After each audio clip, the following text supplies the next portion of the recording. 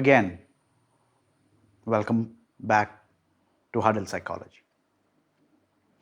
Okay, we need to talk about something that's happening everywhere on social media, in friends groups, even in therapy spaces. But nobody wants to say it aloud. Nobody wants to talk about it aloud.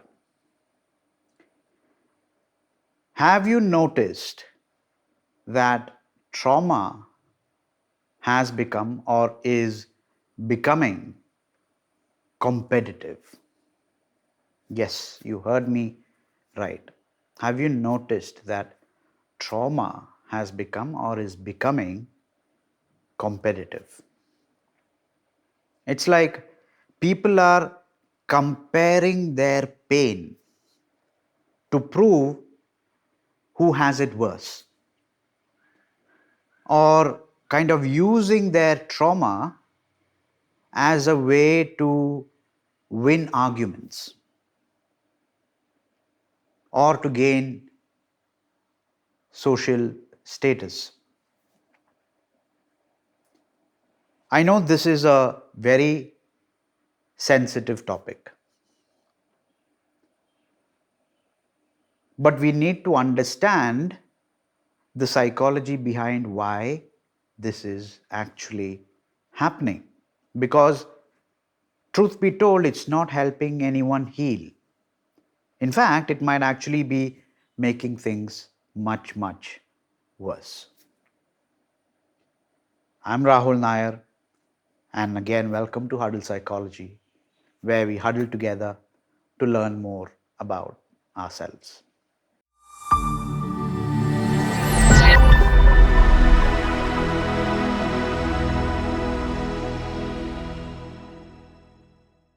Okay, so first of all, let me be absolutely crystal clear about what I am not talking about, what I am not saying. I am not saying that people are making up their trauma. I am not saying that sharing your story is a bad thing. And I'm definitely not saying that we should go back to the days when trauma was shameful and it was hidden and it was not talked about. The fact that we can actually now talk about mental health and trauma more openly is incredible progress. So that's really not the problem. The problem is when trauma becomes a social currency, when people start competing over who has been hurt the most. When sharing pain becomes less about healing and more about gaining sympathy. So it's not about healing, it's about gaining more sympathy, winning arguments, or establishing some kind of perverse hierarchy in social groups. And here's the thing, this isn't because people are bad or they are manipulative. There are real psychological reasons why trauma can turn competitive, and understanding them help all of us navigate this more thoughtfully. So, let's get into it. The first reason trauma becomes competitive is because, and please take this in the right way, is because attention, pain gets attention. And attention sometimes feels like care, even when it's not the same thing. So when you share something traumatic, people respond with, sympathy, likes, comments, or support. And your brain kind of gets a hit of social validation. You feel seen, you feel heard, you feel important.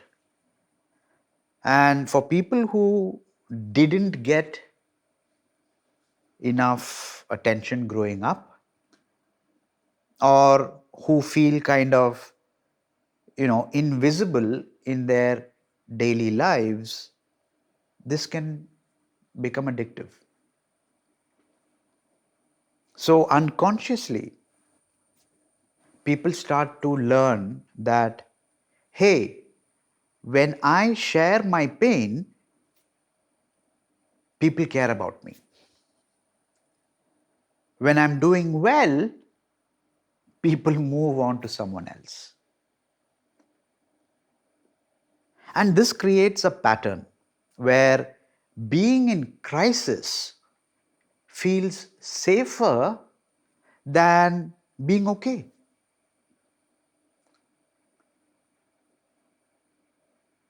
And here's where it gets competitive. If someone else shares a trauma that's getting a bigger response from people around, there's this unconscious drive to share something even worse, to get that attention back. So it becomes less about you processing your experiences, your trauma, and more about proving that you deserve more attention and support. Now, this is not calculated um, or malicious. It's just how social dynamics and human psychology work when trauma becomes the main way we connect with each other. The second reason is that trauma can sometimes become identity, especially in communities where shared suffering is what bonds people together. There are online spaces and friend groups where the main thing everyone has in common is their trauma. Your mental health diagnosis becomes your bio. Your childhood abuse becomes your conversation starter. Your triggers become kind of your personality. And in these spaces, there's kind of this unspoken hierarchy. The person with the worst trauma experience kind of gets credibility, the most attention or authority to speak on issues or on behalf of others. It's like trauma becomes this perverse kind of ranking system sometimes. And this kind of creates a really twisted incentive where getting better, or healing can feel threatening, threatening to your social positioning. Because if you are not struggling anymore, do you still belong to the group? If you're not triggered, are you still valid? If you are happy, will people still care about you? Some people unconsciously resist healing because being traumatized has become central to how they see themselves and how others see them.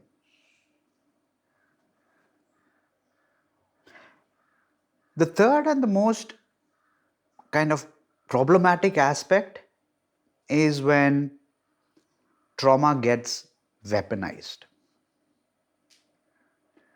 used as a tool to kind of shut down conversations, avoid accountability, or manipulate situations.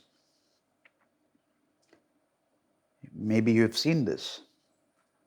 Someone does something hurtful, and when confronted, they immediately pivot. They immediately pivot to their own trauma. They might say, "You can't criticize me.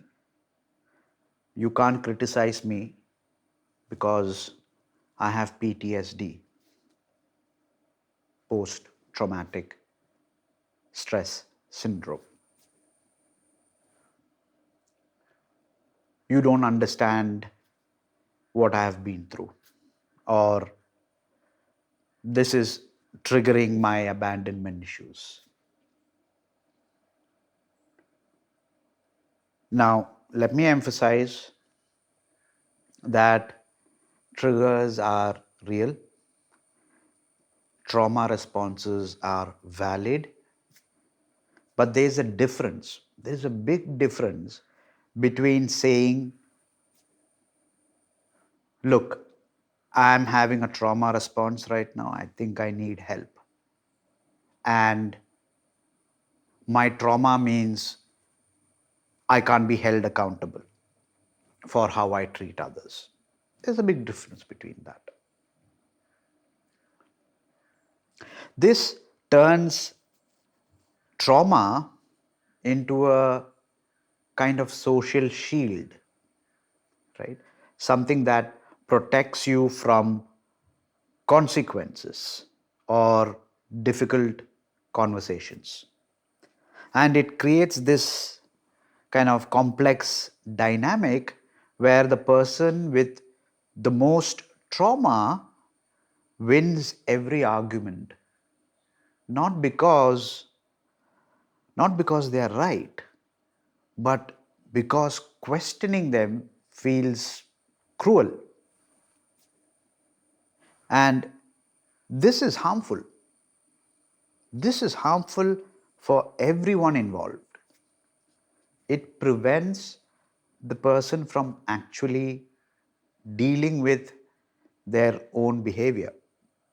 And it makes other people feel like they can't set boundaries or they can't express their needs with you. Now, I also want to talk about something else. Social media has made all of this so much worse, because it gamifies everything, including trauma.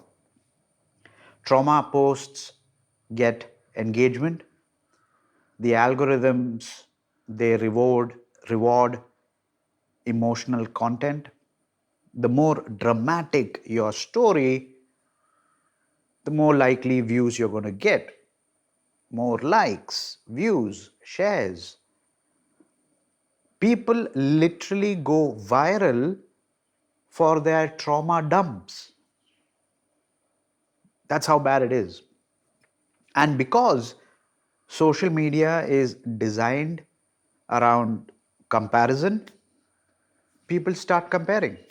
People start comparing their trauma. Oh, my childhood was bad, but not foster care bad. I have depression, but not hospitalization bad. Or, I was hurt, but it was not physical assault level. or something like that. Comparison. This creates this kind of toxic hierarchy where people either they minimize their own experiences because they don't seem bad enough, or they exaggerate their experiences for attention and validation. Meanwhile, meanwhile, the people who are quietly healing, who are doing well, who are processing their trauma silently and privately, they become invisible in all this noise. They become invisible. And you know why? Because wellness, wellness doesn't go viral. That's why. So, what does this competitive trauma culture actually do to us? Let's explore that a little bit. First, like in all bad situations, it keeps people stuck. See, when your social value is is linked to your suffering, healing becomes a threat, right? If your social value is tied to suffering, healing becomes a threat to your identity and relationships. Secondly, it creates trauma hierarchies that invalidate people's experiences. Someone always has it worse than you, so your pain doesn't matter, right? Thirdly, it turns trauma into some kind of perverse performance. People start unconsciously exaggerating or catastrophizing their experiences because they've learned that bigger trauma gets bigger response. And perhaps most damaging, it takes away the focus from actual healing and into competing for who deserves more sympathy. Energy that could go towards recovery gets redirected towards proving how hurt you are. So, given all this, how do we break away from this cycle? How do we support trauma survivors without creating these kind of perverse competitive dynamics? Firstly, I think we need to separate sharing trauma from processing trauma. Posting on social media is not therapy. Posting on social media is not therapy. Getting likes does not equal to healing. If you're sharing your story to help others or kind of raise awareness, that's beautiful. I'm all for it.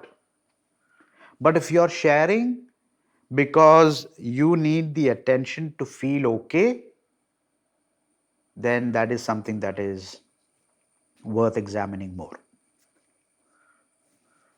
Secondly, we need to celebrate healing as much as we validate suffering. Cheer for your friends when they are doing well, not just when they are struggling. Make recovery also cool, not just resilience. Thirdly, learn to hold multiple truths. And what I mean is, someone else having worse trauma doesn't invalidate yours. your trauma being real also doesn't mean that you can't be held accountable for your actions. Right? And fourth, if you find yourself kind of competing over trauma, you need to ask yourself some questions. If you're competing over trauma, ask yourself, what are you actually really looking for? Is it attention? Is it validation, belonging, community?